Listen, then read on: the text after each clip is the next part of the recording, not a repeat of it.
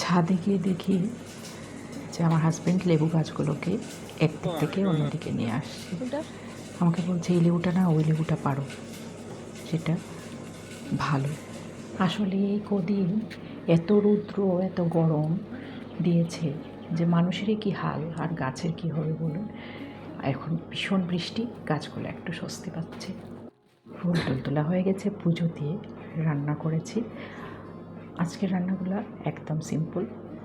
মুগ ডাল, পেঁপে দিয়ে চানার ডালে বড়া করে রসা করব, তার জন্য ডাল ভিজিয়ে রেখেছি, মুগ ডালটাও ভিজিয়ে রেখেছি।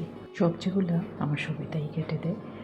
পেঁপে আলু কাটা হয়ে গেছে, ভাজার জন্য পটল আর কাঁকরোল, ডালটা বাটার জন্য রেডি। আর এবার ভাজাগুলো করে নিচ্ছি। ভিডিও আমি অনেক বছর ধরেই করছি, কিন্তু নিয়মিত করে উঠতে পারি না। করোনার সময় আমার বড় ছেলে, সবাই বাড়িতে তখন, তো বড় ছেলে আমাকে অনেকবার বলছে, মা তুমিও তো ভিডিও করতে পারো, এত রান্না করছো প্রতিদিন।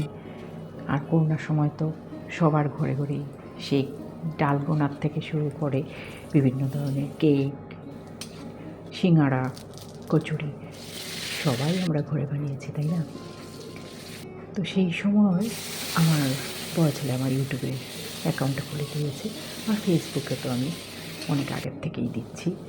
যখন ইউটিউবে দিতে দিতে ফেসবুকেও আমার এই মৌমিতা নাথ প্রোফাইলটাতে দেওয়া শুরু করলাম, তখন ফেসবুক থেকে অনেক কিছু রেস্ট্রিকশন এসে গেল।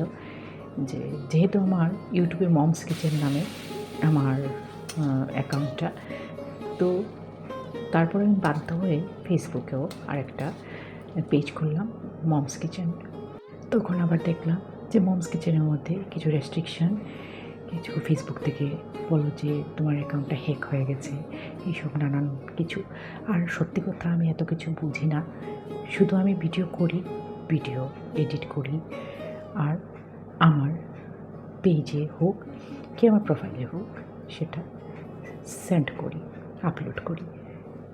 আমি এইসব আনন্দে করি, আর আমি চাই যে আমার ভিডিওগুলো আমার খুব কাছের যারা আমার ভিডিওগুলো দেখতে ভালোবাসে তাদের কাছে পৌঁছুক। আজকের এই সাধারণ ভিডিওটা কেমন লাগলো অবশ্যই কমেন্ট করে জানাবেন। প্রতিদিন তো আর পনির কোফতা এইসব ভালো লাগে না, মধ্যে মধ্যে এইসব সিম্পল রান্নাও অসাধারণ মনে হয়, তাই না? সবাই খুব খুব ভালো থাকবেন, সুস্থ থাকবেন।